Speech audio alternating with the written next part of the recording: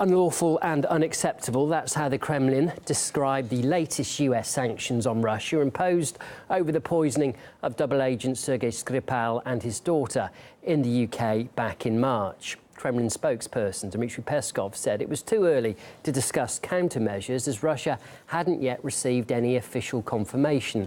My colleague Roy Souchet earlier discussed new sanctions with RT's Anisha Sethi.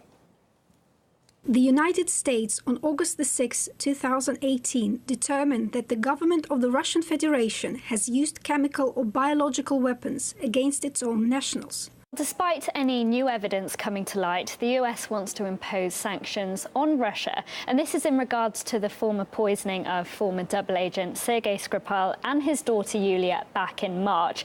Now, these sanctions will be implemented under two sets. The first set will ban licenses for the export of sensitive national security goods to Russia, including electronic items, and these kind of exports have been previously allowed on a case-by-case basis.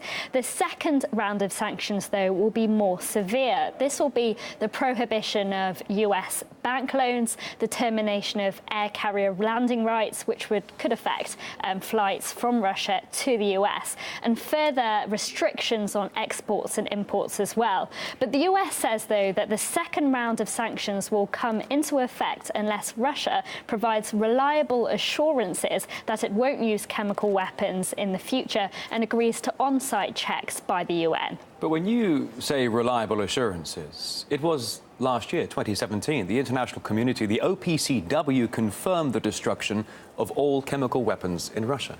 Exactly. The chemical weapons watchdog verified the destruction and confirmed this in September 2017. But we're still waiting for now further evidence as to why sanctions are being imposed now. And the US has already implemented measures. You might remember that around 60 diplomats were expelled by the US last spring when this saga first escalated. But when questioned at the press conference, the State Department officials didn't mention any further reasoning behind the sanctions, whether this was because of old evidence or new evidence. Let's take a listen to what they had to say. Where are you getting the conclusion that Russia is behind the Skripal poisoning? I will leave it to others to characterize the current state of our understanding of the Skripal affair. We've been very clear that we agree with the assessment that it was a Novichok agent and that the perpetrator was ultimately the Russian Federation. I'll leave it to others to give those kinds of details of what we currently understand. Obviously, from reading the press, it appears that their investigation is ongoing in terms of the scope and nature of the details and of its implications.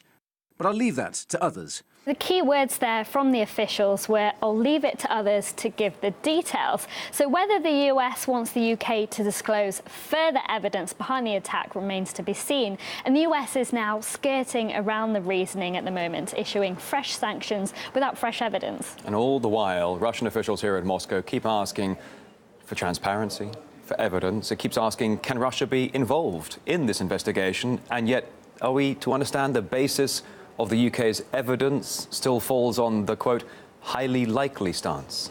Well, the UK's views on this always has been highly likely that Russia is behind this attack, saying that only Russia has the motives, the means and the record to target the Skripals. And moreover as well, Moscow has repeatedly denied involvement with this, offering, like you said, cooperation on the investigation, which London has repeatedly denied.